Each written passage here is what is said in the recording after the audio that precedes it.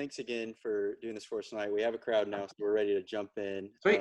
Yes, everybody listening, we want to keep this interactive, and so I've got the comment section right here. So if you have a question or if you want P-Buck, Peter, to expand on something, just throw that in there. But thank you again for doing this. This is going to be awesome. I've been excited about this since we first talked about it. So give us kind of your opening thoughts, opening encouragements about this fall as our parents are about to lead their students without school at home. What are your opening advice for parenting in a pandemic? First of all, this is not a surprise to God. And all the way through this pandemic, I have been reading through the Psalms for encouragement, which talk about the ups and the downs of life and how God is ever present. And I've really landed on Psalm 23, the first 4 verses. And I wrote them out in kind of the way that they mean to me, taking the meaning and personalizing it. Because if Jesus is your shepherd, if we could say Jesus is my shepherd, then we're developing the kind of relationship with him that we want, which takes us to listening to him and being led by the Spirit. So this would be the first 4 verses for me that I would want to give to you as an encouragement. Jesus is my shepherd, and he will meet my needs. He knows how to care for me and keep me refreshed. He restores my inner person. Even though I walk through the valley of deep darkness, meaning I can't see what's ahead of me, I will fear no evil, for your protection and your guidance direct my life. And when I think about where we are and just the uncertainty of where parents are at and the concerns that we have for our children and the concerns we have for ourselves, this is not a surprise to God as our shepherd. And he knows the way through. I like verse 4, which actually in the Hebrew is the idea of walking through the valley of deep darkness. We've all learned it as walking through the valley of the shadow of death, because that's the best illusion that people can come up with. But the idea is we don't know what the next step is with surety. And I think a lot of parents feel that way, that they don't know what the next step is going to be. They don't know what this experience is going to be like. And for all the parents that are in California who are going to be homeschooling their children or schooling at home, they don't really know how that's going to be. But God knows what that is, which leads me then to the second word of encouragement, and that's wisdom. James chapter 1, verse 5 is one of my all-time favorite passages, where James says that if any of us lack wisdom, we should ask God, and he will give it to us. And I like this next part. It says without finding fault, but I like to think of it this way, without criticizing us. He knows we don't know, but he knows what we need to know, and he knows what we need to do. And there's something mystical about that. And I just want to encourage all of you to really spend some time thinking about these 2 truths, Psalm 23 and James 1, because Jesus knows how to shepherd you, how to lead you as you lead your family. And as you pray through this experience, and pray in the morning when you get up, and pray in the middle of the day when you don't know what to do, and pray when you're pulling your hair out, and just simply say, God, I don't know what to do. You need to help me. It is amazing that within just a matter of a second or 2, you can have this sense of direction. And I just want to suggest that you bookend your days with prayer. The first prayer in the morning is to wake up before the whole day gets going and pray for wisdom. Ask God's blessing and pray for wisdom on your day. And your day will somehow go better than it would if you didn't pray. In fact, you can actually track that. If you forget to pray and you go through a day and you're thinking, wow, that was just so much more difficult. When you do pray, even though there's hardness in a day, there is this ability that God has to lead, direct, guide, move you through. And then at the end of your day, thank him for being with you, for being present with you, and for helping you. And cultivating an attitude of gratitude with God is so essential, because our attitude as parents, our attitude as Christians is incredibly important, because our children reflect our attitude. If we're grumpy, they're 10 times grumpier. If we're doing better and they're grumpy, we can help them to do a little bit better. And so there's a lot of energy that you will all expend during the day. And God is able to hand you little energy units to allow for you to meet the challenge of the day. So I like to think of it like this. Every day you have a certain amount of responsibility, but you don't know what that responsibility is. And you have a certain amount of energy, let's call it nutrition. And when you go through your day, if your day is more difficult than what you anticipated, you're going to use up more energy faster.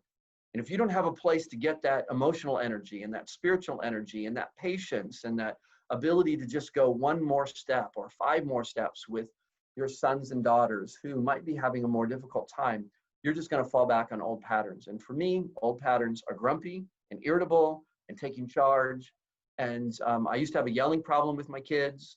And I was able to overcome that by using this process of praying through my day, knowing that if I ran out of energy, if I ran out of patience, if I ran out of my calmness and my ability to work with my children, then God would be able to hand me enough to get through the day. And it is my hope for you that you will experience God in this very tangible way. Wherever I go, people want to experience God. And sometimes they just can't get a sense of connection. But because you have such a great need for him this fall, as you tap into that and as you focus in on that and as you pray through your day, you will find that you have more energy and more focus and maybe more wisdom and more ability than you otherwise would. That is his hand on you. And as a result of that, I just want to encourage you to live out these truths. And I call it pray through your day. The last thing I want to say to you is I'm going to be giving Skylar some resources that he can pass on to you. But one of the most exciting resources that I think that I have for you is something that Christ Church of Oronogo purchased. It's called Right Now Media. And Right Now Media is Netflix for parents. There are over 10,000 videos. There are Bible study videos and training videos. There's videos for young children, school-age children, high school, junior high, and adults. And what I'm going to do is give Skylar the login page so that all of you can log in and get the code from Christ Church of Oronogo and use that as a part of your own spiritual experience, especially this fall. The code is good for as long as you use it. It's free. We purchased it, and we can give it away to our friends and family and those that we're working with, and I want to give it away to you. So he will have that for you, and you just go to our page and you just sign up. And it's all there. It's yours. You go right to our page. You can just kind of see what we're highlighting, but there's a search box, and you can just search for all kinds of things. And what I want to suggest is that you find something that is meaningful to you, and then you find something that's meaningful for your kids, and you use that as a part of your experience. Yeah. So Skylar, with that, let's open with a word of prayer, and then I'm just going to turn it back to you for just a minute. Awesome. That's good. Lord, I want to thank you that as parents, we are in this together. We don't have all the answers now because we don't even know what the experience will be like, but we know that connected to you, you will help us to navigate whatever experience we have. So we ask that you would be with us in this moment right now as we talk about questions that parents have about this upcoming fall, and that you speak to each one who is on this live broadcast or those that are listening in the future to help them to find what their path looks like. You'll help them to leave behind whatever is really not helpful at this point and begin to apply some of the ideas that might actually help them to interact with their children, to help them as they are teaching and training them, as they are working with them emotionally and with their friends, so that this fall will actually be a much better experience for them than they would otherwise have. Lord, I pray that you will calm the fears, the anxieties, the uncertainties of these parents as they learn every day what it is like to lean into you to get the kind of peace they need and also the wisdom that is required to navigate these times. Bless us as we just explore what that looks like tonight. In Jesus' name, amen. Amen. All right. Thank you so Mhm. much for all that. And thank you for the resource. If there's any middle school parents watching right now, Right Now Media is what we have used since March. So we get on and we share through Zoom. So that'll be really, really cool for you guys to have. So thank you so much for doing that. And man, I think that's, those opening words, such a good reminder think for everybody and parents especially, of just, we got to take care of ourselves and refresh ourselves and make sure, the well doesn't run dry. So good. Real quick, I'm going to pull us up an opening question, but I Okay. realized we didn't do this at the beginning. Will you kind of share like a snapshot, 1 to 2 minutes, of kind of your experience pastorally and with counseling and the Yeah. different ways you've gotten to work with families? Yeah, I began my career as the program director at a children's home in Oklahoma. So for 9 years, I managed a children's home and worked with house parents, children in placement, all the counselors. Did a lot of counseling work with students and mostly house parents, less with the parents themselves because we had some counselors that came in and did that. And just really learned what it was like to get right down into the issues with students. I went to Kansas State University and got a degree in family life education, went to Liberty University, got a degree in community counseling services. I've been pastorally involved with people since my early 20s in working with people, particularly through family ministry ideas. When I was finished at the children's home, I was 38. We had 3 children, Audrey, Austin, Alex. They're now 30, 28, and 26. I moved with my family to Joplin, Missouri, and started a 20-year teaching career at Ozark Christian College, where Skylar got to meet me there. And 3 years ago, I wrapped up my full-time teaching and took a position as an executive pastor at Christ Church of Oronogo, where now I get to manage programs, and we have a counseling center and a crisis ministry. We have a family ministry program. I will work occasionally with a family or two as I am able to help them deal with some of the issues, but I usually work with staff to help direct that. And I also teach 2 classes right now, a spiritual formation class and my favorite class of all, Principles of Family Living, where we talk about what it means to be Christian people who are kingdom-minded, living within our culture, embracing the truths of Scripture and making them come alive in our lives, both as single people and then later on as married people and then as parents. Awesome. I have no grandkids, so I don't know what that's like, but we have grand pets, and my wife likes them more than I do. I'm waiting for the children. Yeah, and I never got a chance to share this with you as we were talking, but actually the mission statement of our kids ministry is partnering with parents to help kids find and follow Jesus. And Excellent. so you're the man for jumping on tonight and helping us literally fulfill our mission statement and helping our parents out. So we're gonna jump right in. Again, everybody watching, make sure we'd love to do this live. And so if you have questions that pop up, feel free to throw those in the comments. I'll be looking. But I'm gonna start with this one because I think that this is really important. And everybody listening, we're gonna get to technology and screen questions too. But this is the one that we got that kind of really stuck out to me. It's, how do we balance being honest with our kids about the pandemic without freaking them out? Yeah. Let me give you some background on how to prepare for that, first of all. Our children rely on us for their emotional stability. So the first thing that I would say to you is that I want to encourage you to pray with your children every morning at the beginning of their day, whatever that day is going to look like. And I would have you actually talk to them about what they want to see happen in their day. So if they're going to school for a certain number of hours, one of the questions was how many hours? If they're going to school for those hours and then they have some of their own time, I think it's really important for them to have a sense of control over their own day. That is, they go to school from this time to that time, they get their own kind of free time. There's activities that can be done or games that can be played.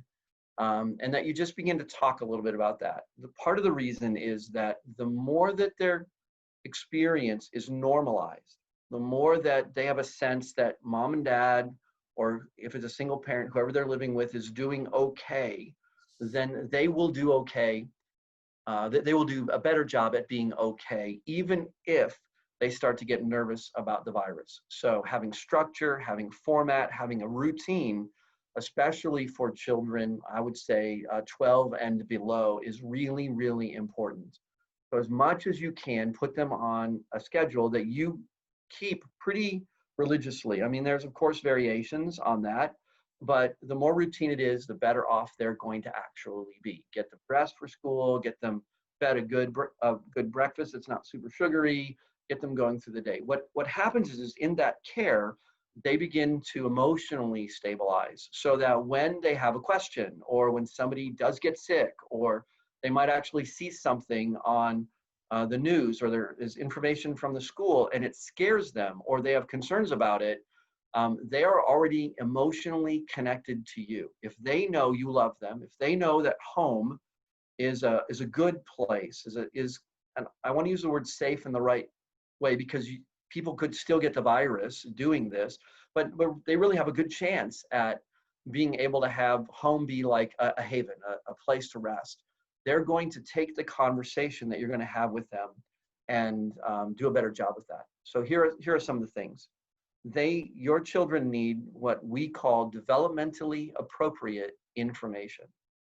The Centers for Disease Control actually has an online place for parents to go to get a list, and I'm going to give that that website to Skylar today also, that you could go and refresh what you want to say. But the first thing is you want to give them information in such a way that it makes sense to them. That you talk about the virus as being an illness, the virus as being something that is invisible and people really can't see it. But we know that we wear masks so that it is less likely that it will be easily transmitted from person to person. And masks, when you're around people you don't know, or masks around people that you haven't been around, and there's a virus outbreak is a good thing. And you want to model that for your children because it gives them a sense of safety. They're doing something. Washing their hands, practicing good hygiene is a good thing to do because it keeps their hands more germ-free. I read some articles about why they think that men actually get sick with the virus more than women do, and it's because they don't wash their hands. That men just don't practice as much hygiene, generally speaking, as what ladies do. We don't know if that's true, but I know a lot of guys that really have dirty hands and don't wash them. And so the whole idea of these are some things that you can do as a child in order to have some level of safety. Philippians chapter 4, verses 6 and 7 says this: do not be anxious for anything, but in all things with thanksgiving, pray with all petition and supplication, and let your requests be made known to God. And the peace of God will transcend all understanding and will guard your hearts and your minds in Christ Jesus. There is this ability that we have when we express concern or anxiety in prayer that we actually calm down. It's like when we have a great conversation with our friends. So if your students are like, oh my gosh, you know what's really going to happen? What if I get sick? What if you get sick? What you want to do is let them talk about that and let them get it out. When they get it out, they actually will have a greater sense of calmness. So instead of saying, we're not going to talk about that, or we talked about that yesterday, or I can't believe that you're not really paying attention, let them get that level of anxiety out. But I would also encourage you at that moment to sit down with them and put them on your lap if they're really young, or sit up next to them and put your arm around them and pray with them. And just say, Lord, Peter is nervous today about the virus. And I understand that there's just a lot that we don't know about it. And I want to ask you to help him to be calmer about this, because we have a plan to deal with it. We know what we want to do. We're asking you to help keep us safe from it and to help us be wise in the way that we handle ourselves during this epidemic. I think you need to review the plan that you would have if one of you got sick. You would take your temperature, you would get the rest that you would need, you would hydrate, you would watch to make sure that you didn't have a really bad case with this, and your whole goal would be to stay at home. But if you needed to see the doctor, that would be okay to see the doctor. And hopefully nobody at the church would have a really, really bad case of it. But you could just simply say, we would go to the doctor and the doctor would help us to figure out what we would need to do. And we would trust the doctor to help us make the very best decision that we can.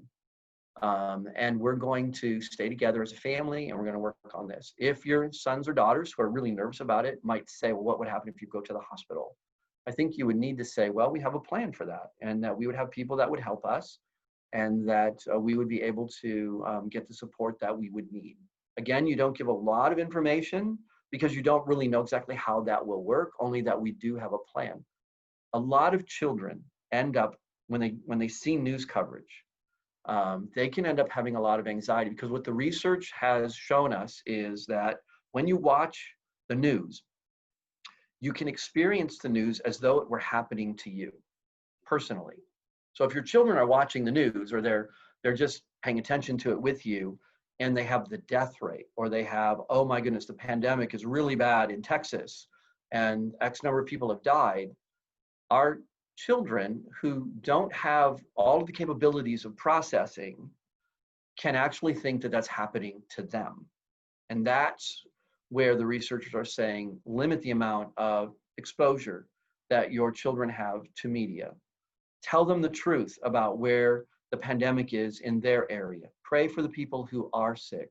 Let them know that people are getting medical attention. You have to fill in all of the gaps that the that the media is leaving out in some of their research. And if you're calmer and you have a plan and you're talking about it, they will tend to relax a little bit. In fact, they might get a little militant with other people to say, well, we're wearing masks and we have a plan. And they will actually lean in on that in order to have some sense of security. So what I would say is let them talk, recognize that the best way to deal with anxiety from like an earthly standpoint is to have a plan on what you want to do to deal with that that's developmentally appropriate for them. The best way to deal with anxiety from a spiritual sense is to pray about it and cast your anxieties on God and ask for him to help you have calmness with all of that. In fact, there have been times, so I can be honest with you, there are times that I've woken up feeling anxious, and I'm not a really anxious person at all. The unknowns about what's going on and what's happening to our communities and what's going on in the politics of our country and what's happening with the virus, I have actually woken up just feeling like, oh, why? I feel it here in my chest. And so I've spent time going over Philippians chapter 4, verses 6 through 7, and just praying. And it will take me about 10 minutes of just really expressing that anxiety and admitting that I have anxiety and admitting that I don't know what's going on and admitting that this doesn't feel very good. And Lord, I'm trusting you that no matter what happens, Psalm 23, you are with me, that you're going to help guide me. You're going to protect me. Even if something happens with the virus, that I don't have to be afraid because you're with me. And we can give that to our children. We don't have to be afraid because God is with us. No matter what happens, he is with us. And you're living that out. You're praying that. You're walking that out every single day is really, really important. Now, the older that your children get, the more that they want more detailed information. And so I would have those conversations more privately with them. So if you have teenagers and they really want to talk brass tacks about what's happening to the body and what are they seeing about athletes and the potential for heart problems later and all those things that are coming out right now that younger children don't know about and could be scary, save those conversations for something a little bit more private. And just tackle those with your students privately and then pray about it. Just model prayer.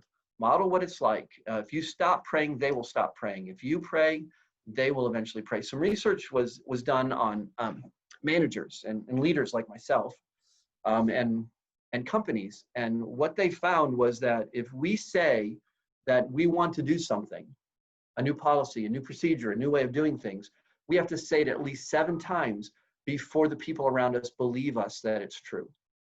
And then we have to do it. We have to keep doing it, and we have to keep saying it over and over again. Because what happens is people get a good idea and they just say, let's do that. And then they run on to another good idea. The best idea spiritually that I can give to you is take this Psalm 23 and live it out. And if you do one spiritual thing over the next month, live this out with your children and teach them about how they can have some of this self-calming, because they may just wake up anxious, like I did, like maybe you do, just wondering what's going to happen in the future. And God will help calm you and then just help you get through that particular day.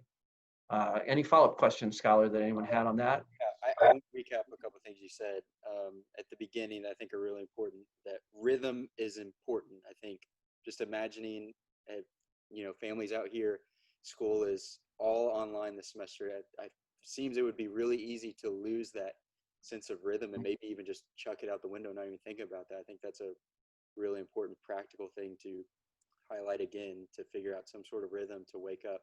I think you even mentioned get them dressed like they're going to Yes, go to yes. school. Yeah, everybody's lounging around in their elastic, banded pants all the time now. And so I think, get dressed, eat a breakfast, and then, have some sort of rhythm. And then I think a question I had, I love that you said, talk about it honestly and pray through it. How important is that and what an opportunity for parents to jump in and pray consistently with their kids. So cool. One thing I was thinking, you talked about children watching news and um, thinking through for an elementary age kiddo. I know we have a lot of elementary families thinking like third through fifth grade. Should parents should they even watch the news with their kids in the room? Would you say yes or no? Um, what I would say is that if you want to spot check the news, that's okay. But to have it on streaming really for a long time, that actually agitates parents also. So sometimes we have the news feed on our phones. If you want to just have the news on playing on the TV, I would just limit that. And if there is something on there that is distressing, then I would just consider maybe muting it or shutting it down for a little while. If somebody just talks a lot about how many people are dying from COVID, then I would just kind of tamp that down because our children cannot process that information effectively. And so if we're um, good consumers of the situation, we can help protect them from undue anxiety. Here's the other thing that I would tell you is if they hear something like that, they might never tell you that they heard it. And then they could have anxiety inside. And so you need to have like a baseline of what would be the way that my children would naturally function if they were feeling okay and doing okay. And if they have more energy than that, then that's a potential sign of anxiety. If they have less energy and are super lethargic, then that means that they're probably having anxiety. And the number one thing you need to do is get them to talk. Hey, you seem to be really, really active today. Tell me kind of what you're thinking about and what's actually going on. And it may take them a really long time to connect that activity with something that they're anxious and nervous about. So boys will tend to act out their emotions and girls will tend to talk out their emotions. So if you've got a boy and all of a sudden he's like all handsy and he's very active, then he's got more adrenaline and more testosterone going through his body, maybe more of stress hormone cortisol going through his body, and getting him to just kind of talk about what's going on is really important. So an active timeout would be good. Run around the house, do as many jumping jacks as possible, and then just talk to him. That would be effective. You can't have a student, just as an educator, trying to study when they can't sit still. So I would even say those breaks for brain breaks. In fact, one of the research pieces says that adults can go an hour and a half and then they need a 30-minute brain break.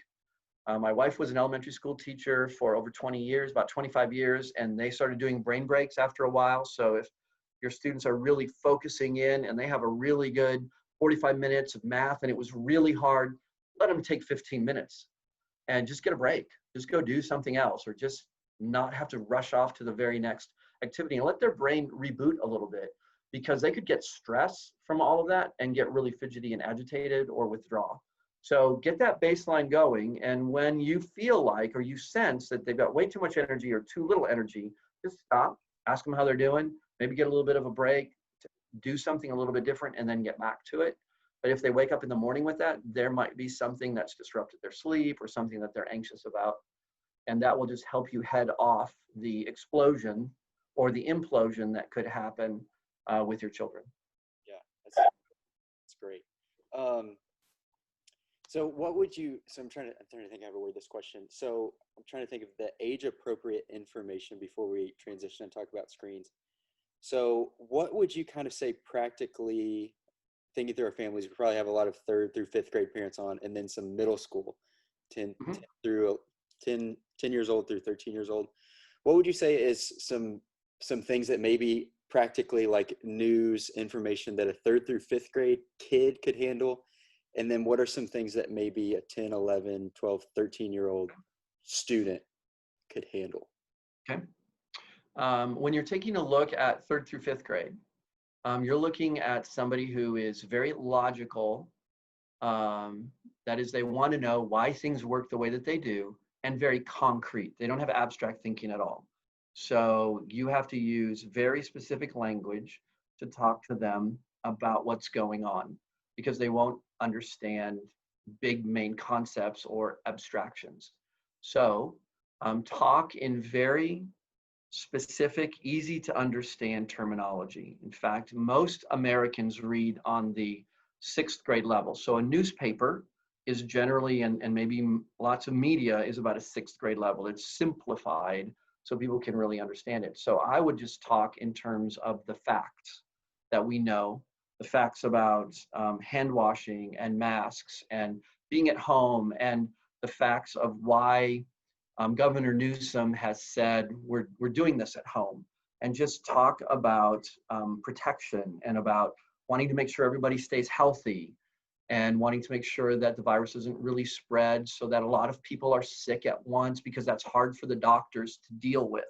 You don't have to get into overwhelming the hospitals and a lot of people dying, but keep it real simple, and they will ask more questions. That's the really cool thing. So as your children are aging toward fifth, sixth, seventh grade, they're going to get that easy, more simplified answer, and they're going to start asking questions. And then you can just answer those questions. And they might say, well, I heard that if too many people get sick, then our hospitals won't be able to manage all of them. And I saw that in New York, people were just lying around in hallways.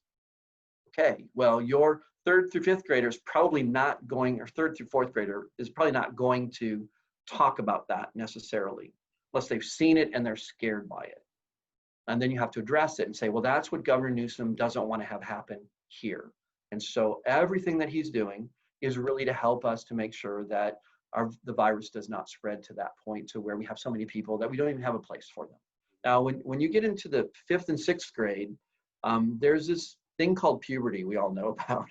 When puberty kicks in, what happens is that our students begin to think abstractly. And now they're beginning to think, well, what if everybody got it? Or what if my family got it? Or what if all my friends got it? Or what if I talked to my friend and then all of a sudden I got it and then I spread it to somebody else and we didn't even know we had it? That's where all of those abstractions really will begin to kick in. And that's where you spend some time then talking about how can you be as safe as possible against the what ifs? Because that's when the what ifs start. That's the awfulizing, and things are going to get really, really bad. And that's where your students will have to rely on you to give them accurate information. Now, unfortunately, sometimes our teenagers think that we as parents are the dumbest people in the world.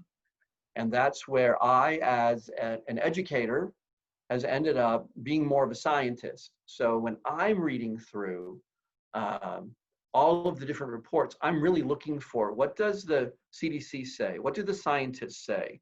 What does Fauci say about this, who's head of the epidemiology department? And what does Bricks say? And I kind of leave all the politicians out, and I go with, well, what do we really know scientifically? And then I often say, this is our best information right now, but it could change because this is brand new. So let's think about it this way.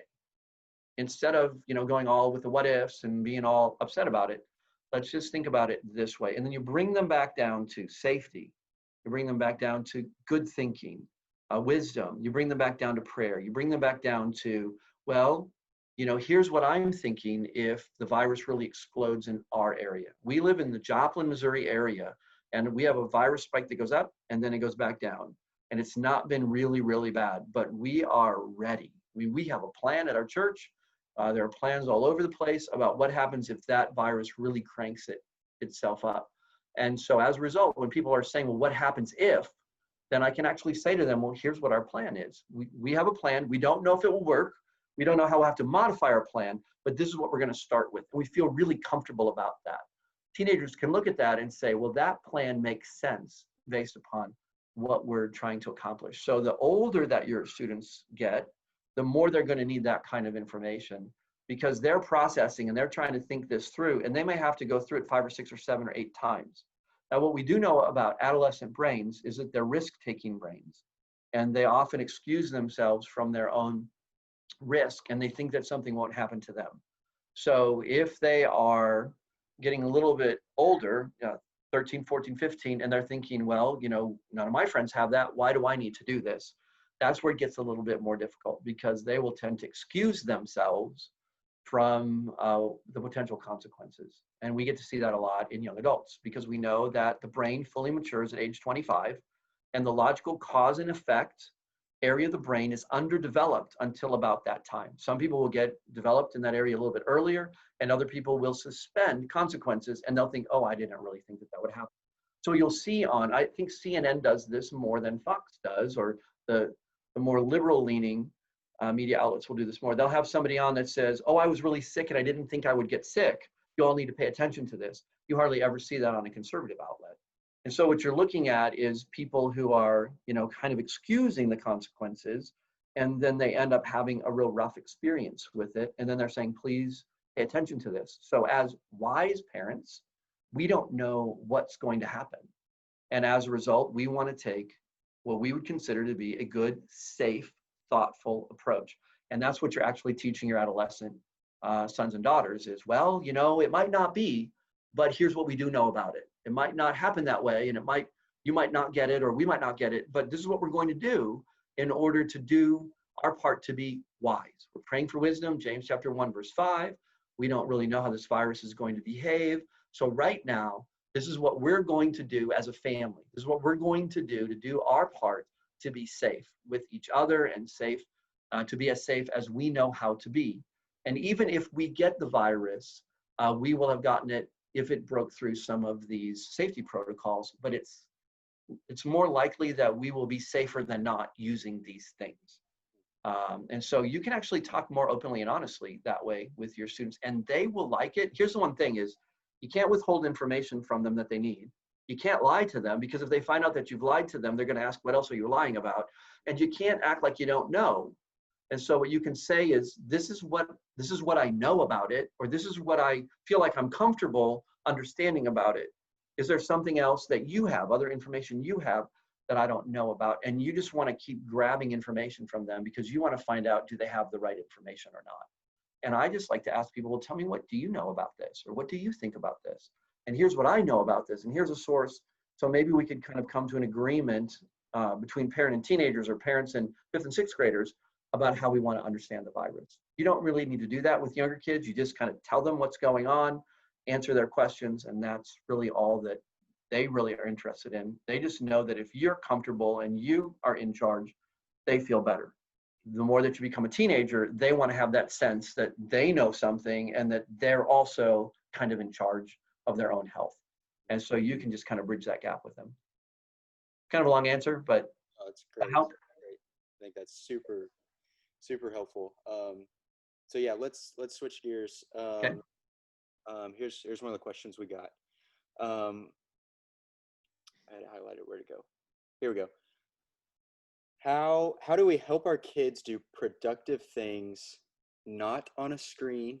Or I think kind of what there's at the end of this question, what is the balance? If school is going to be on Zoom, and these classes are going to be on Zoom, and then boys want to go play video games, or everybody's got iPads, everybody's got screens everywhere. What is the balance of screens? Maybe what are some of the dangers, spiritually for the mind with screen balance? Yeah. Scholar, I think I sent to you the protectyoungminds.org in an email. I'd love for you to make that available to parents, because that is really targeted at the audience that we're dealing with right now. And protectyoungminds.org actually has a lot of really great suggestions for parents. As a Christian site, I've heard the lady speak. She talks about porn prevention. That's their big element, but she also talks about screen use and what's a good screen use. And they have a ton of information that's free. But let me give you an outline of kind of some rules of thumb.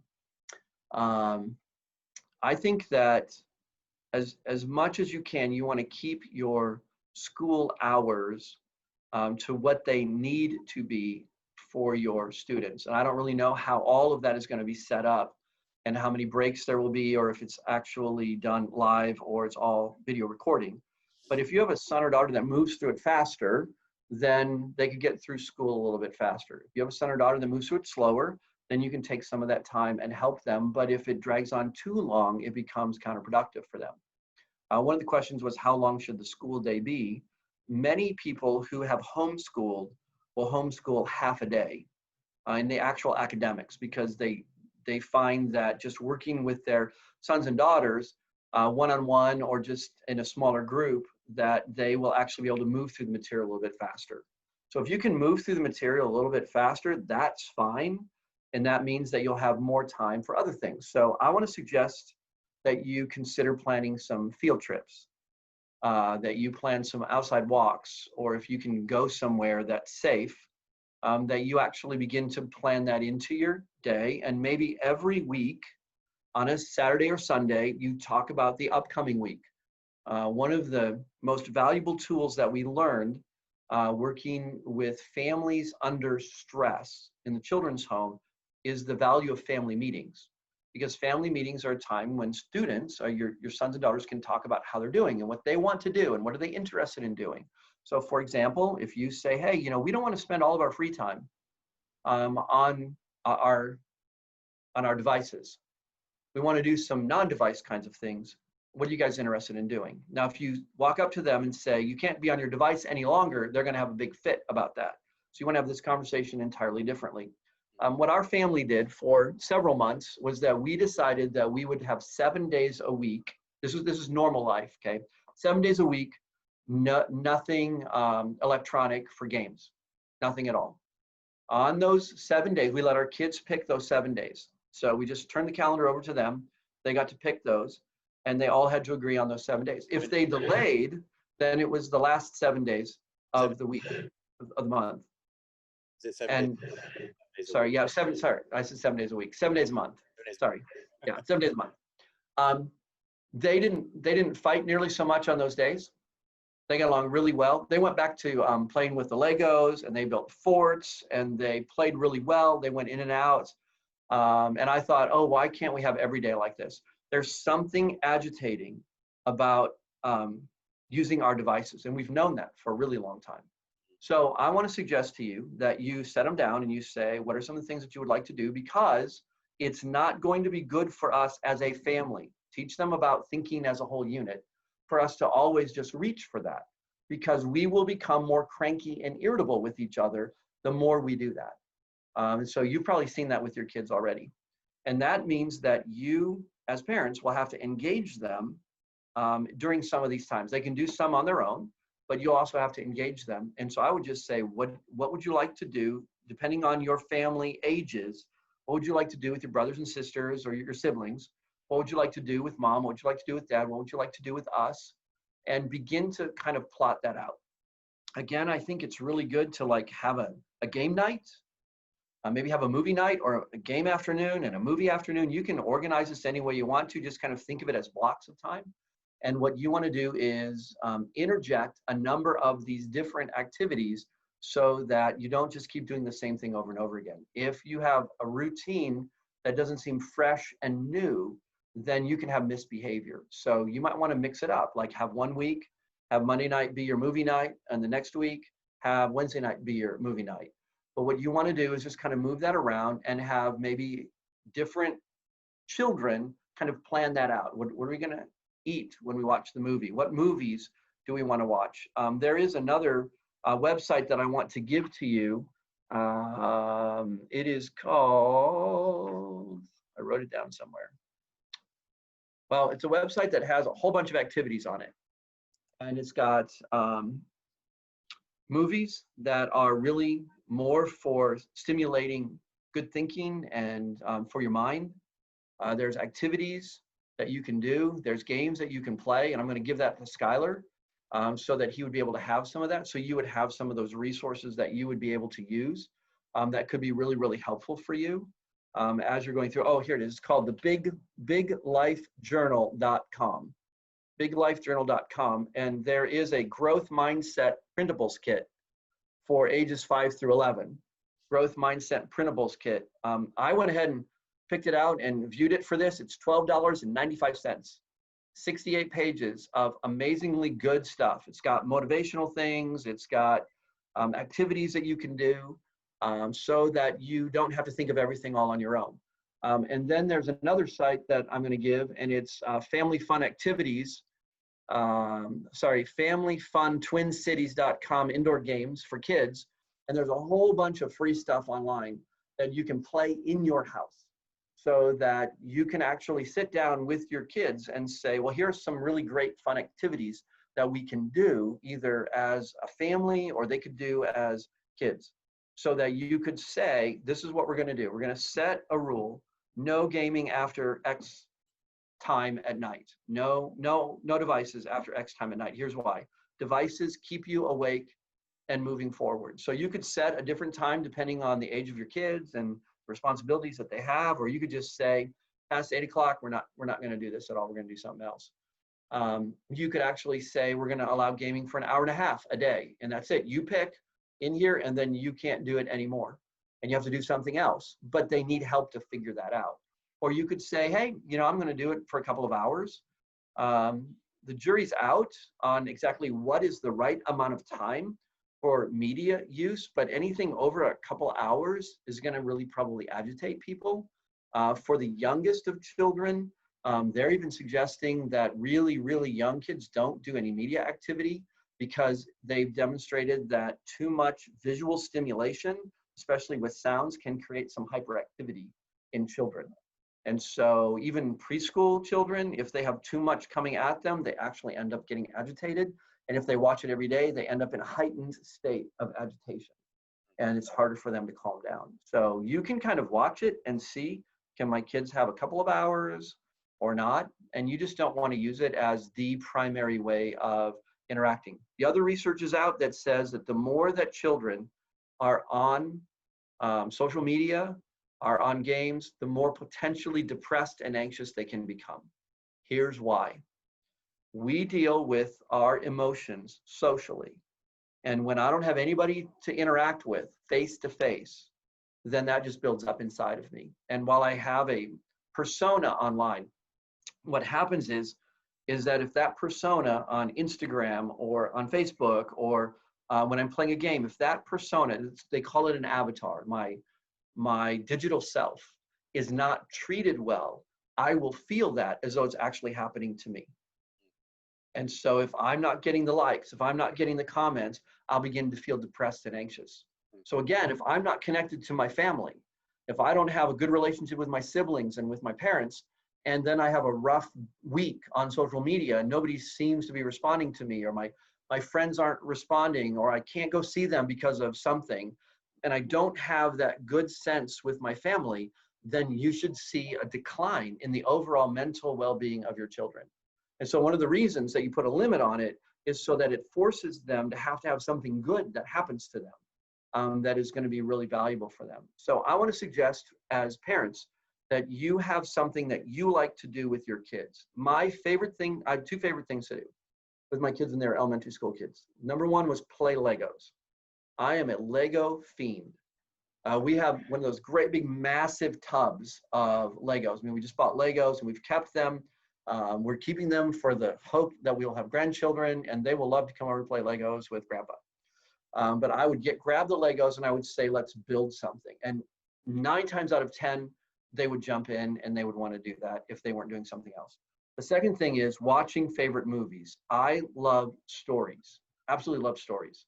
I could watch a good movie over and over again, quote the lines with my kids, eat popcorn, and have a blast because I love good stories. And so my children all had a favorite movie, and I would watch that movie with them. And we'd quote lines with all of that. And it was an opportunity for us to interact. We didn't talk a lot to each other during the show unless they wanted to, but it was our time to kind of bond with that. And so we found some favorite shows that we like to watch. This using the Netflix for Christian with Right Now Media. There's a series, we call them the Jesus videos, and our kids absolutely loved those growing up. And so we just watch them together, and then we just talk about them.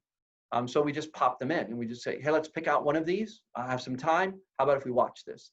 And so always have in your own repertoire some activities that you're willing to do. Some of you might like painting or drawing or playing Legos or being outside or constructing something or having them work alongside of you to change light bulbs or whatever it might happen to be. Just invite your children into that process with you, because that will help them to settle down and make up for some of those other times that they don't have anything else to do. One of my greatest frustration as a parent was when I'd ask them, what do you want to do? And they go, I don't know. Or, hey, I want to spend some time with you. I don't want to spend time with you. I just want to play a game. And what you want to do in the family meetings or during the week is begin talking to them about, what do you like to do together? What do you like to do with them? What do they seem to like? You could say, well, when we played Play-Doh the other day and made the whole table a great big mess, it seemed like that was a really fun thing. Would you like to do that again? Of course, you're seeding it for an answer of yes, and think, well, in a couple of days, let's do that again. Let's not do it right now, but in a couple of days, let's do that again. And let's see if we can build a big castle this time or something. And what you're really trying to do is entice them to relate to you through that medium, whatever it is. That's the big key. One of my standard statements is, you have to capture the heart of your child, or somebody or something else will. You must capture the heart of your child. And it's okay if they're online, but they can't be so much online that something or somebody online captures their heart. You have to capture their heart over and over again, because God is trying to capture their heart. And if they're so busy doing other things, they will have no perceived need for that. And so what you want to do is just teach them to be online for a certain amount of time, or play games for a certain amount of time, and then do something else. And for me, I am the more flexible one of the parents. My wife is more rigid. She was a public school teacher, so she liked to put A, B, C, D, E, F, G in line that made sense with her. I went A, C, B, F, G, D. And that was fine with me because it seemed to work. So you have to find something that works for you, that allows for you to have some of that online and some of that together and some of that teaching. In fact, I would even suggest, and then I'll hand it back to you, Skylar, I would even suggest that if you do like half-day school, or you can get it in, do it in the morning 3 days a week, and do it in the afternoon 2 days a week. Do something else. Just keep it interesting for them and give them permission, so that it's not like, oh gosh, I'm waking up and every day I have to go to school right away. Well, do something fun on some of those other days. Play, and then go to school, so to speak, and do something. Go swimming in the morning instead of in the afternoon, or play in the sprinkler in the morning instead of the afternoon, or do something like that. And just recognize that every week you can kind of manage that, and you want your children to have a say in that. So as long as those pieces get in place, from my standpoint, it makes it more easy for the child that likes a little bit of change in the routine. But if you have a child that wants everything the same, then keep some things very constant, because they view that as security. And then you can alter what you're doing. So if you have somebody who every morning wakes up and wants to do school, it's okay to do school if you can do that. And then every afternoon, sometime during the day, they're on their media or they're doing something online, or watching Netflix for Christians, and then they're playing games or something. If that kind of structure is helpful for them, then do that 5 days out of the week. And then one day say, hey, we're just going to do this differently, so that you can just kind of experience what this is like. And then have a day where it's a little bit different, but don't agitate them. So again, know your child, know how to capture their heart, know what they need, and then just really kind of move those pieces around so that it's helpful for them. Awesome. That was a long answer. This is so good. So good. A couple things I want to follow up with on that. So, it sounds like a lot of what you've said so far, kind of the crux of it is the family meeting, and the family meeting is a really important thing that can start in motion a lot of other things with your family. So a few questions from that. What did family meetings look like for you with your kids as they grew up? What would you say to a parent who has no idea how to initiate that family meeting? And kind of going back to the beginning, the importance of praying with your kids and talking with your kids. What would you say to the parent who has maybe never prayed with their kids or is kind of intimidated by starting that conversation? I know that's a lot of questions. Yeah, no, that's great. You're in luck because I have a family meeting website Hey, that I'm going to send to you that I looked for this evening that I think will be really, really helpful. cool. We often had family meetings more for a spiritual reason than we had for the organization. But I would use it for this. Anytime your organization goes off of normal or is really different and unusual, you want to pull everybody together and just talk about it. So when we'd go on vacation, we'd have family meetings about what are we doing for the day? What are we doing for this vacation? And we would just sort of set the tone for it. At the children's home, they used family meetings, and it just kept the house running more smoothly because people got to talk about what they liked and what they didn't like and what they thought was working well and what they would like to have work a little bit better. But the whole idea of a family meeting is to give a voice to your kids. So most parents get a routine and they just get going, and we get super busy and we can get really impatient with our kids because we're feeding them and we're doing the laundry and we're cleaning the house and we're working with them, and we have a tendency to kind of run over their emotions and their feelings and what's really going on. Sometimes we don't really hear them. And so at a family meeting is an opportunity for them to just say, hey, I just want to spend more time with you. Or I really liked it when we could do this. I'd like to do more of that.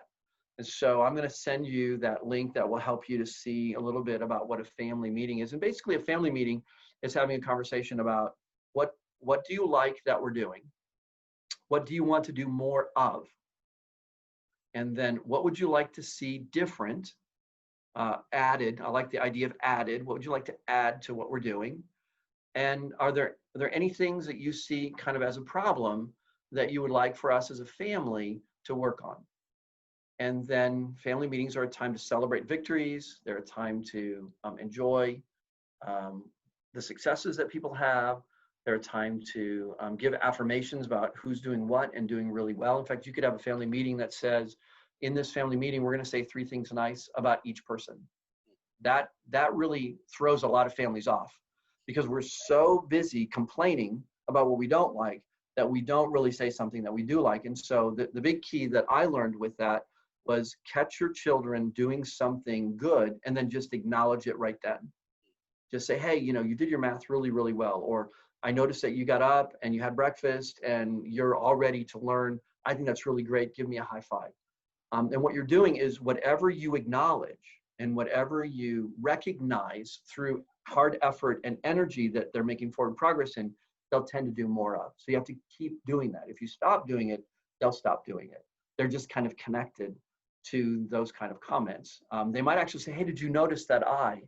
And if they did that and they're feeling pretty good about it, then I would want to recognize, yeah, you feel pretty good.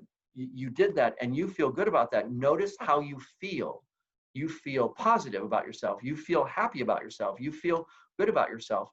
And that's the way that you should feel when you are showing up on time, when you're getting these assignments done, when you are spending the right amount of time you got off of your device at the right time.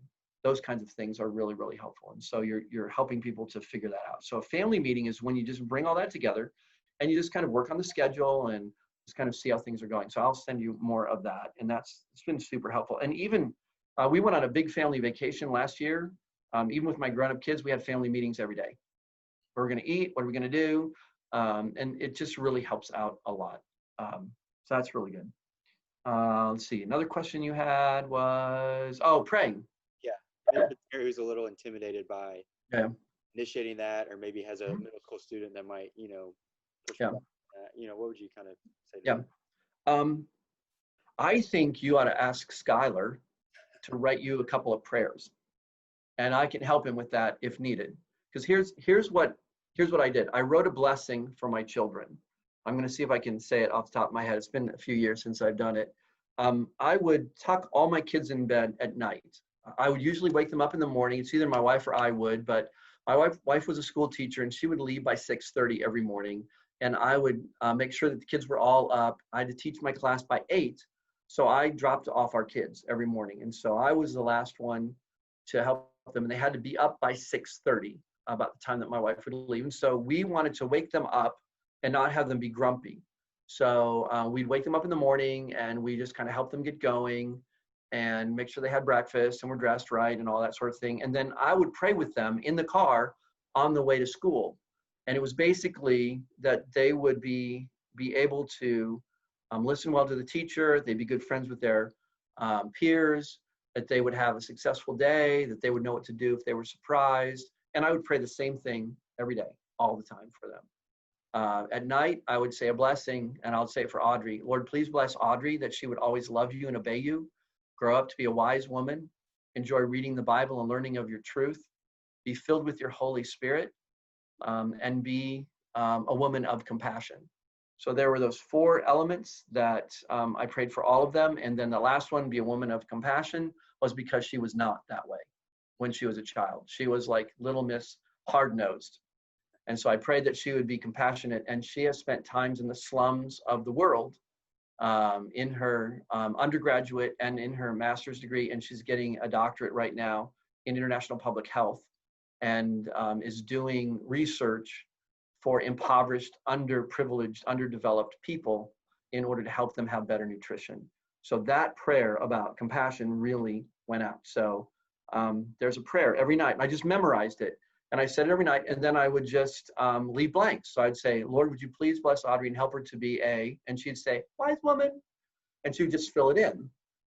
What's interesting is it's probably been, let's see, she's 30. It's been 12 years since I prayed that prayer over her at night, and she doesn't really remember it, but I've seen the fruit of that prayer. So the first thing is, if you have a memorized prayer, or you make one, I just made that up, that you would do that.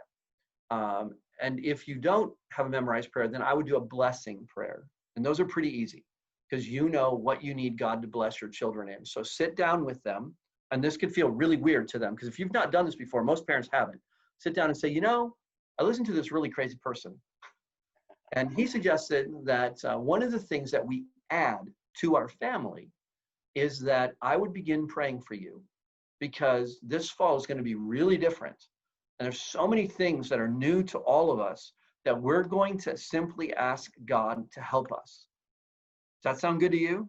And hardly any kid will go no, because no, they don't want us to pray. And if they go, I don't really know what that means, say, well, then let's do this for a couple of weeks and then talk about it and see how well we like it, and if we need to change our prayer. And so I want to suggest that if you're really uncomfortable doing this because you don't come from a praying family, then pray 30 seconds.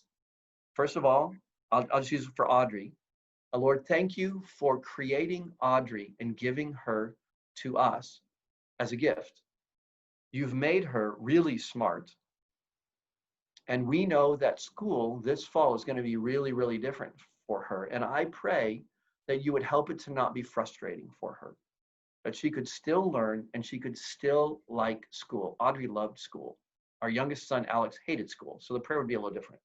And please help Audrey to keep on loving school, and help us to be safe while we are at home, because that's the whole idea of being at home, and help for us to keep on having good relationships with our friends and family.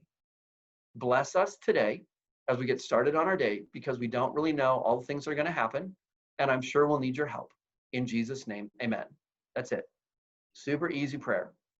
And I prayed that a lot. I mean, I can go on and on and on and on and on. I'm a minister, but my children needed to hear those kinds of prayers. They could track it, they could follow it, they would feel good about that, especially at the beginning. For Alex, who hated school, I would just say, Lord, thank you so much for creating Alex and giving him to us as parents. Alex is really smart. I mean, I think most of our kids really are smart. But school sometimes is not real fun for him. And we have to do school at home. And I don't really want him to be very frustrated by this. So help for me and help for Alex to figure out how we can make the best school experience that we can. And help for us to find the pace and figure out how to do this. And please help Alex to not have to be so frustrated about having to be at home when he really loved all the social things about school. So help us figure that out. But I pray that today would be a good day, that he would enjoy his studies, that I could help him out with that. We could take the right kind of breaks, and that today would be a day that when we're done and we talk about this, he would say, today has been a good day. In Jesus' name, amen. That kind, very practical and focused prayers. As you get used to praying, you're going to pray for your kid's temperament. You're going to pray about studies and tests that they're going to have that they're coming up. You're going to pray as you talk to them about whatever frustrations they have, that they would be patient. They would learn how to interact better online, maybe with their teachers or whatever's going on. If you think that having a memorized or a worded prayer is really good, then you can actually write it out and you can just read it and have your kids see it right alongside and say, you know, I thought that I would feel better if I could just write this prayer out. And I'm going to pray this prayer over us every day this week. And let's just see what God does. God listens to his leaders, and every parent is a leader of his or her children. He's going to listen to you. And that is what is really cool. He's going to listen to you and you have his ear. And I think that is one of the greatest things that I learned as a parent, is that God would do things because I was the parent. Vanna, my wife, was the parent. And other parents aren't really supposed to be praying for my kids the way that I'm supposed to, but sometimes I don't really know what to say. And so I would start praying those kinds of prayers. And it was really, really cool what would happen. That's awesome. That's great. Yeah, I love that thing you said, almost blaming the pandemic to start something good. You know, we blame the pandemic for a lot of negative things that happen, but it is a cool opportunity to say, hey, because of the pandemic, we're going to start praying every night, or different things like that. I've got 2 questions to close out. We might go a little over the time that we set. I will have the economy of words. You're okay with that. And then I want to remind everybody, if you have any follow-up questions, or if you want to throw one in the comments, please do so, because you might trump one of mine. Okay, so I want to kind of go back to cell phones, screens in general, because I think that is obviously a thing that a lot of parents are thinking about. And so what advice would you give? And you hit on a lot of the dangers of social media. What would you say in regards to students or kids having screens in privacy? Like, as far as kids being able to take their screens up into the bedroom, or screens allowed while parents are away from the house. What are maybe some of the negative psychological effects of too much screen time, and dangers of having a screen with a 12-year-old kid with supervision? Yeah. I had done a presentation, and I need to send it to you, that actually has some good apps on it that parents can use that can help them to manage screen time with their kids. That could be really beneficial all the way around. But here's the danger. Right now, everything that I'm reading indicates that the predatory nature of people is higher during the pandemic. And that would be for sex trafficking, that would be for sexting, that would be for addictive behaviors. A very ugly statistic is that Pornhub has made $4 billion in 1 month, which is 4 times what it did before the pandemic. And that somebody on a late night TV, one of our staff members said this, said that one of the hosts said, you know, so much of us feel like we don't have a lot in common right now because we're not seeing each other, but what we have in common is Pornhub. And they did that on national TV. So the danger in everything, especially for a 12-year-old, 13-year-old, maybe a 10-year-old, is that the internet is becoming an increasingly more dangerous place, even for adults. Mm-hmm. And having some kind of a program that helps you to moderate that is really beneficial, so that you know and your children know that you're serious about safety. So I'm going to send that to you also, Skylar. That has some great information on it. Go ahead. The protectyoungminds.org is my favorite go-to site. for Christian parents that will help them with some of this. And depending on who you listen to, they will say, well, you know, there's a certain age or there's a certain kind of a kid that you can have some alone time with. At some point, our children are going to be alone online. The question is on whose device and for how long. And what I would say is that every parent has to have a good conversation with their kids about their online use. So as much as possible, children need to be in a place where if they get on something that they shouldn't be on, they're really uncomfortable doing that. There were times that I would have my kids check in their phones at night because they were misusing their phones. When we all had computers, we only had the internet in one location, but the internet is on all those devices. So I would say on anything other than a phone, probably needs to be done in a public place. If it's on a phone, then you probably want to talk to your kids about their use and what are they using it for. We got phones for our kids when they needed to contact us because of extracurricular activities at school. And I know that parents are just providing phones for their kids because that's kind of what parents do right now. But in a pandemic, that could be kind of difficult because at night while everybody's sleeping, they could have their phones being used. So if you suspect that your sons and daughters are having trouble, if they're looking at porn, if they're on sites they shouldn't be on, if you are concerned that they're texting way into the middle of the night, checking in their phone is a reasonable thing to do, which I know that they don't like, but being a popular parent is not as important as helping children to discern what's going on. Here's what I found at the children's home. If we don't do anything, our kids don't think we really love them. If we intervene, they get really mad at us and they claim that we don't trust them. Which one do you want? Do you want them to be really angry with you and have them say, you're being invasive and you don't really trust me? Or do you want them to feel like you don't love them? The research says if they feel like you don't love them, that is way more serious because you have to capture their heart. And so I would just be honest and say, hey, you know, for right now or for what's going on, we need to find some of these limitations. But I would have you think it out, plan it out, have some sort of program that helps you to do that. Be really honest with your kids and help them to learn about what wise media use is all about. So if they have unrestricted access, you want to begin talking to them about, hey, during the pandemic, when you're going to have way more free time, way more time to be on your phone, there's some positives about being on your phone and there's some negatives. So let's do a research project on the positives and negatives. Let's look at this scientifically. Let's take a look at what people are saying so that you know that it's not just me or it's not just you, but I turn it into an educational experience, even for somebody as low as 10 or 11 or 12, to just look at what are the pros and the cons of all of this and do some internet things together or have them look at some things and begin to put together maybe a family use plan in a family meeting and say, well, what's the information that we found? And in 2, 3, 4 weeks, maybe come up with, this is what we want to do as a family so that you have more buy-in. Now, I do want you to know that kids are fickle and they're going to change their mind on some of this. And you just want to make sure that you are just processing and talking with them over and over again.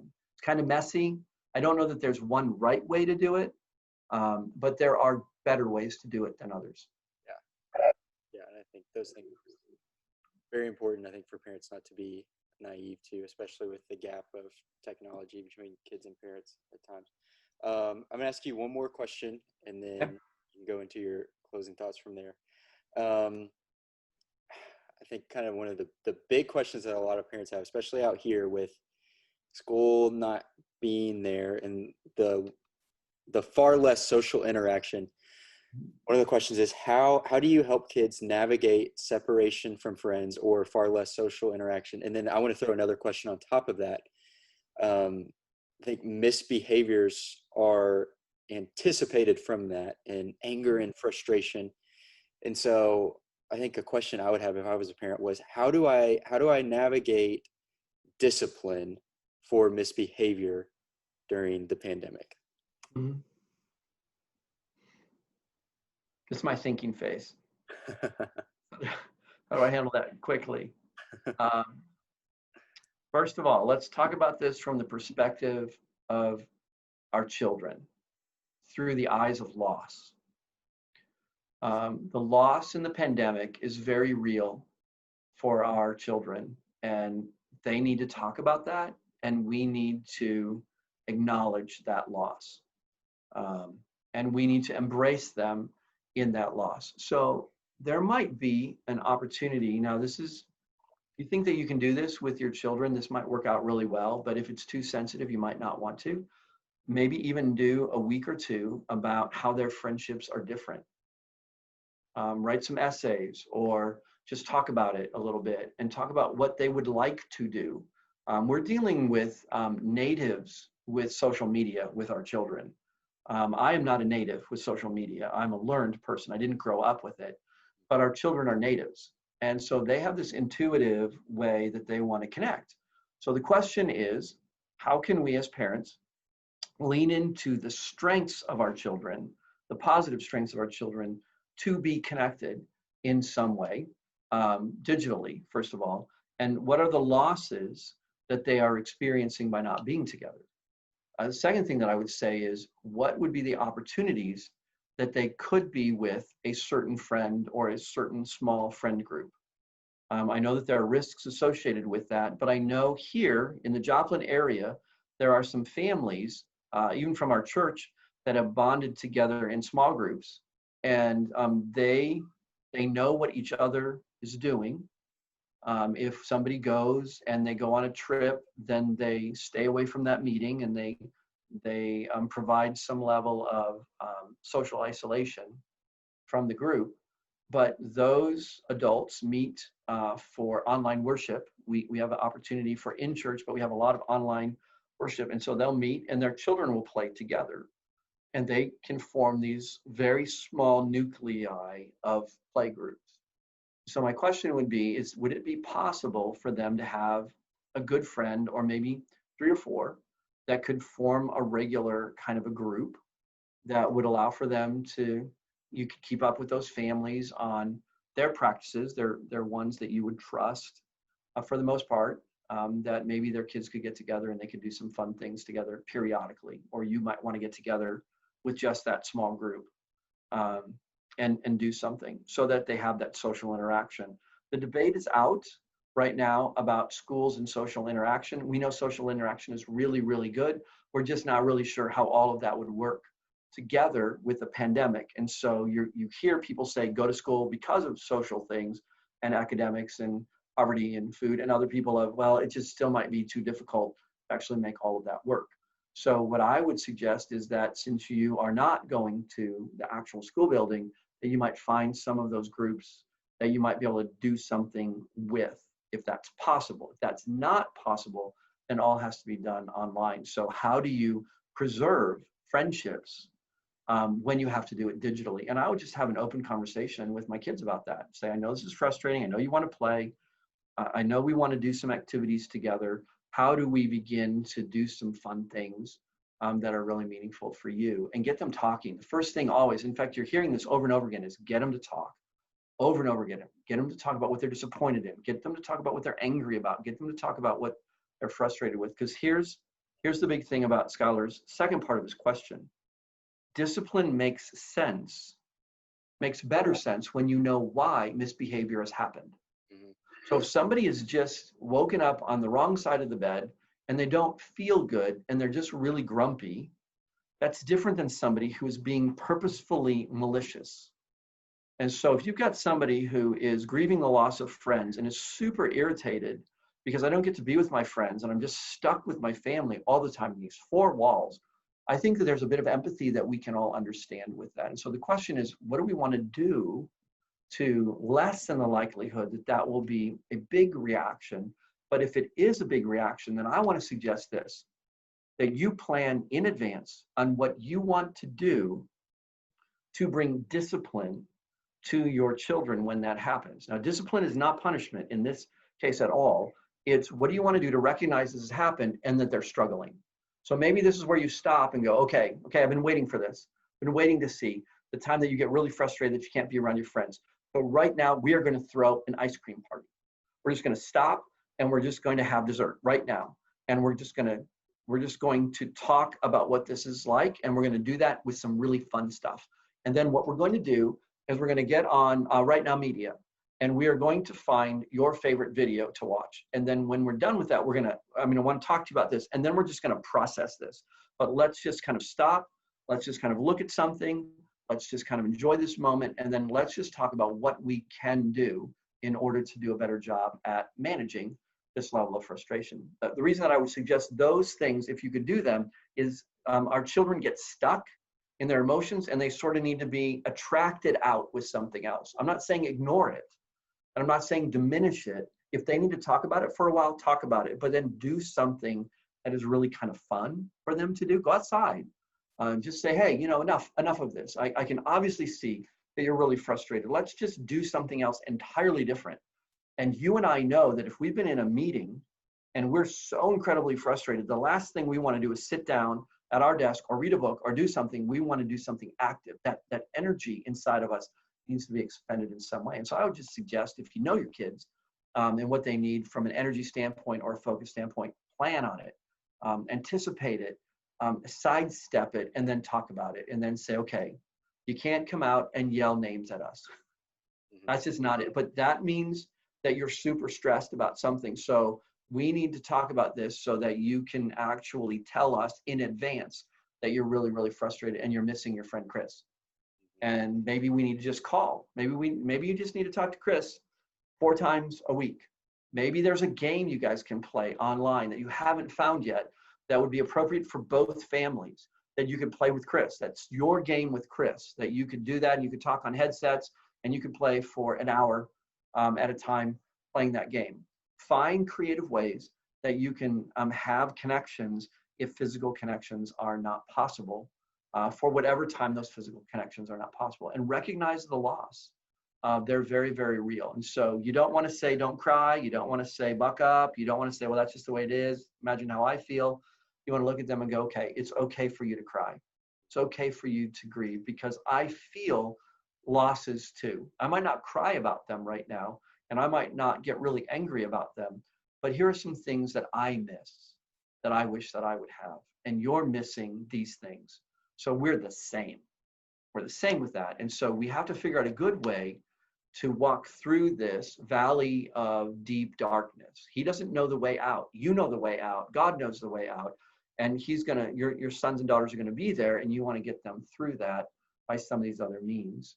The last thing I would say about that is one of the tools that I have liked about discipline, especially in the elementary school years, is having my children pick their own discipline at a time when they're not in trouble. So they've got some options. So if they come out and they're real grumpy, or they come out and they're non-compliant, and I look at them at a time, we sit down when they're not mad or anything and say, hey, when you come out and you do this, this is really frustrating for you and it's frustrating for us. And I really want for you to handle that better. And we've talked about it. I just want to know, what do you think I should do to respond to you when that happens? And it really throws them off, because they have to walk in your shoes. And so they're like, well, I don't know. And then say, well, I don't know either. And I don't really like what's happening between us. I don't like those exchanges that are happening. I don't like it that we can't figure out a better way to handle this. So I want you to think about it, and I want to talk to you about it in the next day or so. And if we can't come up with something together, then we're still going to be frustrated. And I would really like it if we weren't frustrated. Pray about it, ask for wisdom about it, and just kind of let it go. And he might, or she might say, well, how about if we do this? And what you're really trying to do is get self-regulation going. You're trying to get your children to recognize they're out of sorts, and there are some better ways to handle it than the way that they are handling it. And I would just say, if you could work on that with them a little bit and find some alternative ways of managing it, that'd be really good. Because if you're like me, the number one thing you'll do is yell or use power, try to get them to do things. And if you're like my wife, Vanna, who hates conflict, you'll try to make it better and massage it and just kind of go on in some way. And neither one of those actually creates the emotional regulation in your kids. You have to stop, you have to talk about it, they have to recognize it, and then they have to choose something else. So if you notice that they're getting grumpy or irritable, you could say, hey, I noticed that today, remember, if they have more energy or less energy, that's more energy. you really seem to be a little bit more frustrated today. Tell me what's going on, and what can we do together to help you to not be so frustrated? And that talking about it and that processing could really head off an explosion. So don't be afraid to do that. Now, last thing I'll say about this is this. When you're super busy, they're going to misbehave more. So you just need to be ready for that. I would just suggest that you think through maybe having a timeout for them. Say, hey, it doesn't seem like this is working very well. How about if you go to your room and you finish that? Or how about if you go sit over there? Or let's just not talk about this for just a minute. Let me finish what I'm doing, and then let me talk to you about this. Just kind of have some space, some emotional space, but you mentally rehearse it so that you're ready for it when it happens, because when we're surprised, we tend to go back to whatever seems natural to us. That's great. I'm just throwing some of your quotes in our comments here. All right. Kept you longer than I said I would, but that's okay. It's been an hour and a half. Can you believe it? Been awesome. It went by very fast, very fast. Yeah, it does. But again, thank you so much for this. I'm going to give you your space to give some thoughts and kind of tie a bow on this. Okay. And then you mind praying us out after that? I will. Yeah, and then I'll send you some info probably tomorrow with all this. So and everybody, I put it in the comments. I'm going to send that out via an email to everybody. And then you don't get Slow City Kids or Slow City Youth emails. Follow our Instagram at Slow City Youth, and I'll put it on there that way.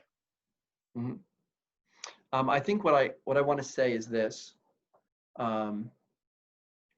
As parents, we have to rely on God to do for us what we cannot do. And having real limitations is not a weakness, it's a reality.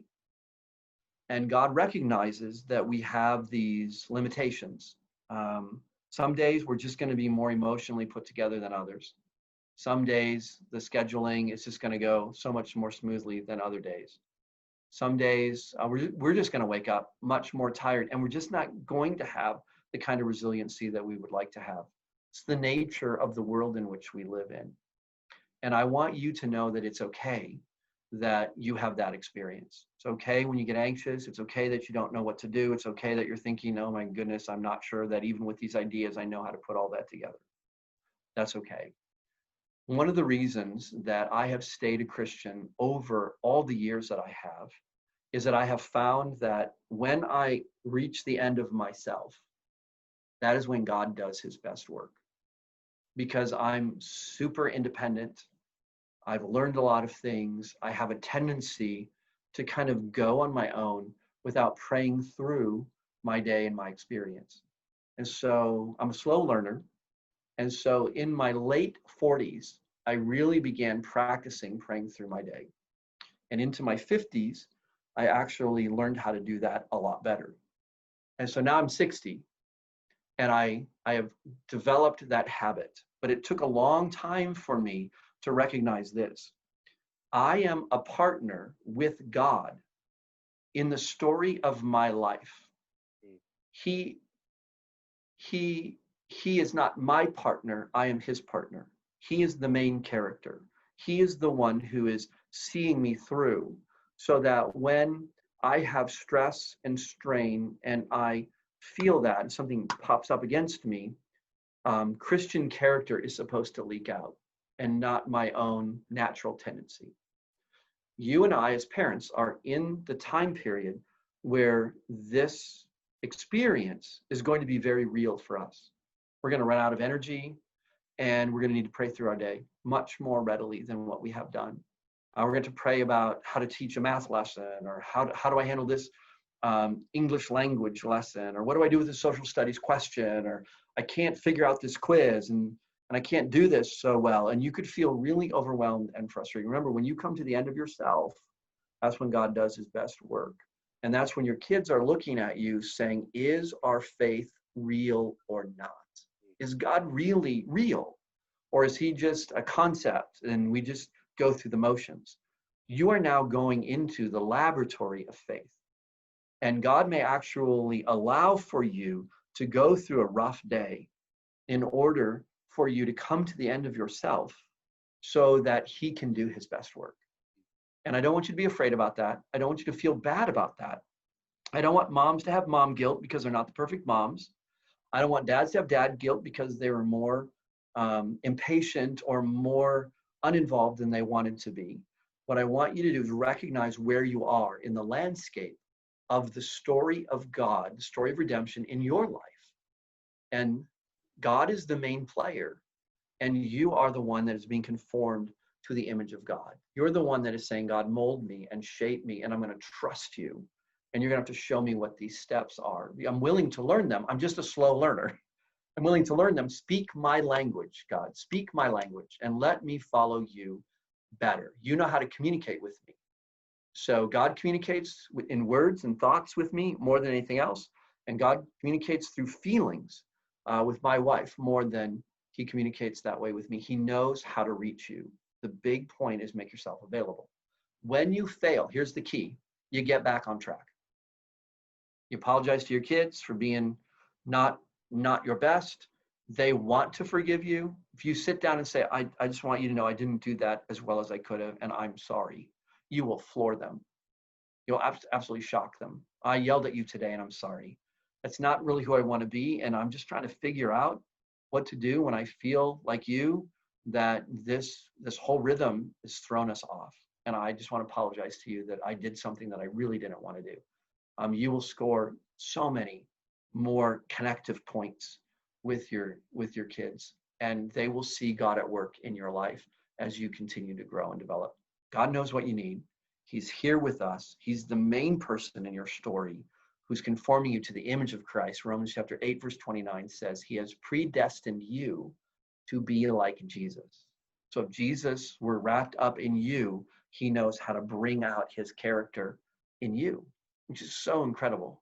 And what we do is we lean into him and we go through these experiences, and little bit by little bit, we see that. So I want you to have some confidence, not necessarily that you know everything, but confidence that God is going to be with you and that he will help direct you. And as you ask questions and as you're open and honest, that you will find that path opening up in front of you in that unknowing, that deep darkness where you don't know the path.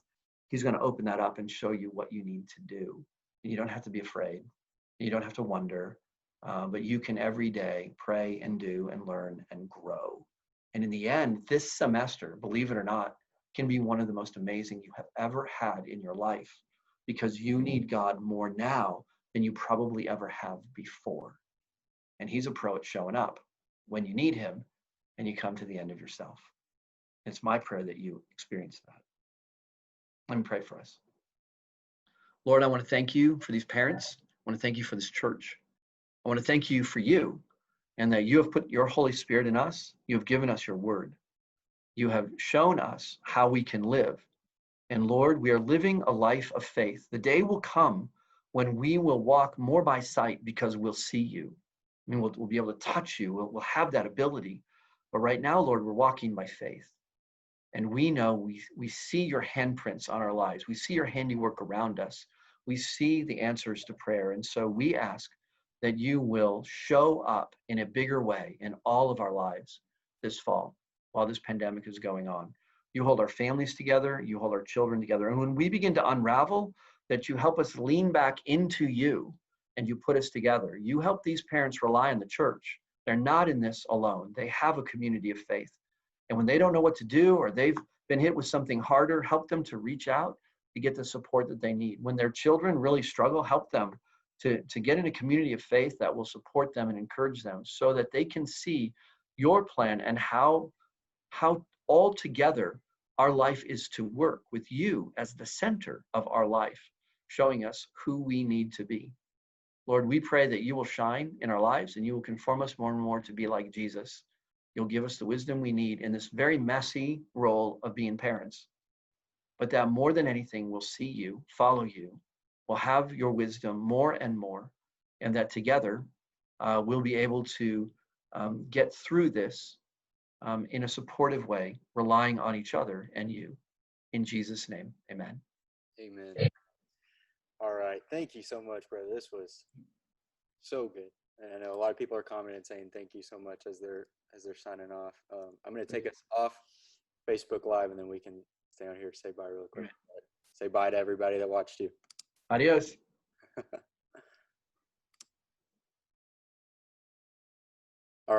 I stopped it and it recorded. So let's stop the record.